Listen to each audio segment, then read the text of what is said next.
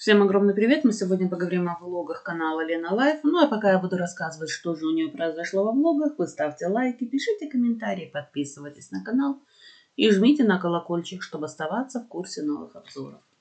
Если вы считаете, что этот обзор заслуживает большего количества просмотров, активнее жмите на лайки. Лайки продвигают видео, по крайней мере так говорят. Лена жалуется нам, что видео грузится всю ночь, и бедная она несчастная, все для своего зрителя любимого. А зритель, мол, не особо-то и ценит, еще и советует ей поехать в Кисловодск, вместо того, чтобы проводить время в металлургии. И Лена, вы знаете, так вот она зло ответила своим зрителям. Вот вы хотите, мол, вы езжайте, а я сюда приехала, я тут и буду отдыхать. Не вам не советовать. Представляете вообще, вот такая вот наглость, хамство такое. Ну, и я даже не знаю, как это назвать.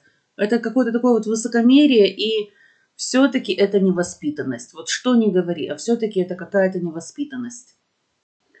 Лена не умеет ценить хорошее к себе отношение. Она доиграется, что все те люди, которые ее сейчас поддерживают, еще пара-тройка таких вот выпадов в их сторону со стороны Лены, и эти люди уйдут, и не уйдут, кстати говоря, на обзорные каналы.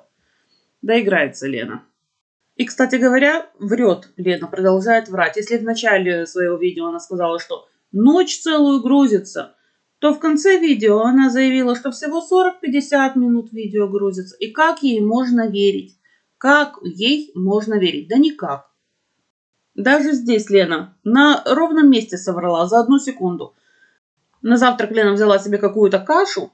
Говорит, обалденно вкусная пшеная каша. Не пробовала еще. Откуда же ты знаешь, что она вкусная, если ты ее еще не пробовала, Лена? За 1 секунду соврала.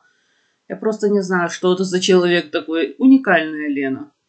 Пошли они с мамой погулять по набережной, зашли в кафе какое-то. И тут же Лена приплетает Андрея. Ну не может она так, чтобы день прошел без Андрея, без упоминания его. Говорит, Андрей всякий раз говорит, что нет, я в забегаловке, мол, есть не буду. Лена, во-первых, когда в последний раз ты вместе с Андреем куда-то ходила? Во-вторых, для чего ты сейчас вспоминаешь о нем? Я вообще этого понять не могу. Вот для чего Лена акцентирует внимание на Андрея? Так хорошо все было. Забыла Лена про Андрея, ну и зрители, соответственно, забыли. А теперь Лена напомнила про него, и, понятное дело, будет и куча комментариев, и каких-то вопросов будет неудобных куча Лене задаваться. Зачем ей это надо? Потом будет говорить, вот какие плохие зрители. Не говори этого, не показывай это, и не будет никаких тебе вопросов, и сразу все зрители станут хорошими. Лена заказала себе в кафе грог, мама заказала мороженое. Да, Лена говорит, вот я грог себе заказала не из-за того, что я очень грог люблю, а из-за того, что тут такой вот вид красивый на море открывается. Ну, возможно, Лена такой вот у нас эстет. Хотя мы все прекрасно помним, как именно эстет Лена готовила салатики, и особенно торт муравейник меня поразил. Ну и вот это вот салат, паштет, как это называется, даже не знаю, гранатовое кольцо якобы, да? Как она лепила прям из пластилина, как будто бы, руками прям, без перчаток. Эстет, действительно, ничего не скажешь.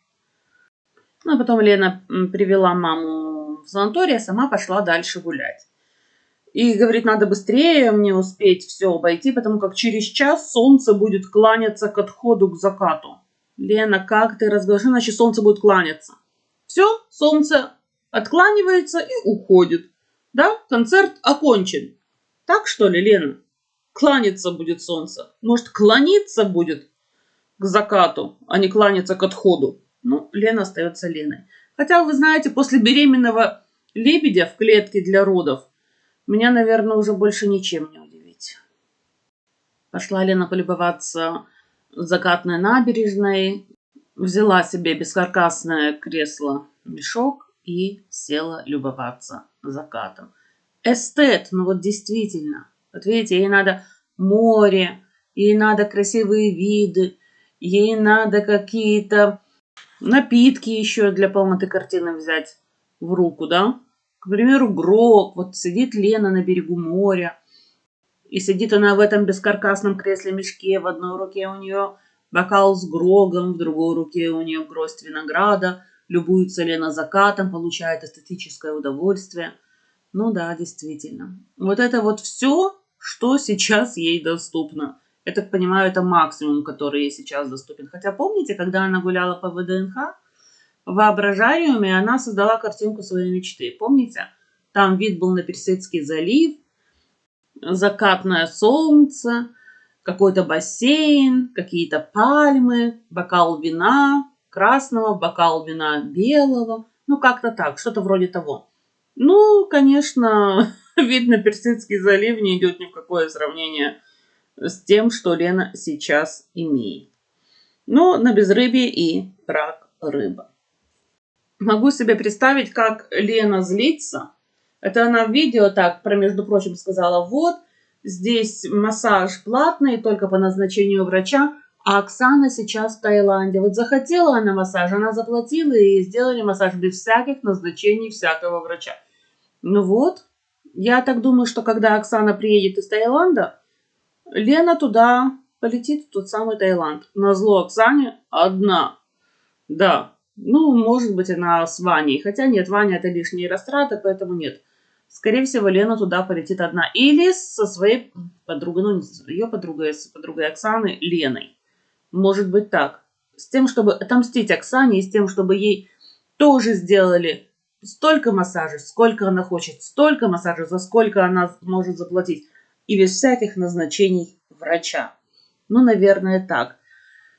Ой, боюсь я, что Лена, чем больше смотрит видео Оксаны из Таиланда, тем больше она понимает, что она очень неправильно поступила, когда уехала в Сочи, да еще и не в сезон. Оксана там на солнышке греется, а Лена что? Прохладная погода, дожди. Ну, особо курортным каким-то таким вот отдыхом, да, в общепринятом смысле назвать, конечно же, нельзя.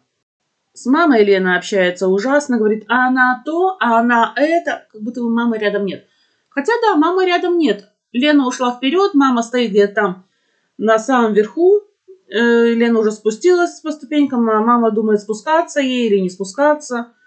Лена говорит, ну, с другой стороны, точно такие ступеньки, спускайся, если хочешь. И продолжает идти вперед. Мама там ковыляет по тем ступенькам. И тут же Лена говорит, да, вот мама уже в возрасте, ей нужен сопровождающий. Для чего ей нужен такой сопровождающий, как Лена? Когда Лена вообще внимания на маму не обращает. С таким успехом мама могла бы сама поехать. Вот честное слово. Я имею в виду, мама могла бы сама поехать без Лены. Оказывается, мама Лены и папа Лены встретились в санатории в Одессе. Вот так. Вот такие вот подробности выясняются. Всего один раз мама Лены там была, я так понимаю, папа Лены тоже. И вот удачно они так встретились. Результатом этой встречи оказалась Лена. Продуктивно так, да? Ну вот погуляли Лена с мамой и вернулись снова в отель. Лена заявляет, мы погуляли по чистому воздуху. Это как? Вы невесомые с мамой. Вы гуляли по воздуху, по облачкам передвигались с облачка на облачко. Или как? С тучки на тучку. Ой, Лена, кошмар какой-то. И этим высказыванием Лена мне напомнила очень Бровченко. Бровченко тоже говорят, что они много путешествуют по природе Сибири. Ну, по крайней мере, в описании канала у них такая фраза. Ну вот что-то есть общее у моих подопечных. Согласитесь. И вот уже в санатории Лена и мама завтракают. На завтрак Лена взяла себе плюшки. Говорит, эти плюшки я люблю с детства. Они такие классные, они такие хорошие, они такие вкусные. Вот если еще и сиропом их полить. И снизу такая, как надо, и сверху такая, как надо. Такое ощущение, что только плюшки удались повару в этом отеле. Ну, не отеле, в санатории. Хотя Лена говорит, что повар отличный. И ходит каждые 2 минуты, проверяет, что там у него с едой. Что там с блюдами, все его ли хватает и так далее. Перемешивает то, что надо перемешать. Ну, в общем, Лена в восторге от повара. И она уже, кстати говоря, не впервые это замечает. И говорит, вот, эта плюшка поменьше, а я возьму плюшку побольше. Я люблю плюшки, люблю большие плюшки. Я сама, говорит, как одна большая плюшка. Вот тут я с Леной не могу не согласиться. Да, Лена, тут ты абсолютно права. Ты большая плюшка. Снова пошли с мамой гулять. И говорит Лена, вот посмотрите фото этого самого места. Но посмотрите, вот, раньше тут был закат. А сейчас нет заката. Вот как так, мол, раньше фотографировали? Думаю, Лен, ты что в самом деле? Если сейчас утро, то, понятное дело, сейчас заката нет и быть не может ни при каких условиях. А вот придешь вечером, будет закат, да. И тогда был закат, и сейчас он тоже есть. Ты просто не в то время суток вышла. Лена не устает нас удивлять. Перлы из нее так и сыплются. Хочет Лена добраться до санатория Орджоникидзе. Ну и говорит, я не знаю, чем он вообще примечателен. Да действительно, Лена, у тебя детства не было. Ты не смотрела фильм-сказку «Старик Хоттабыч» в детстве? Ведь съемки в санатории как раз проходили в санатории имени Орджоникидзе. Странно, что Лена об этом не знает. Ну и, понятное дело, Лена зашла в алкомаркет.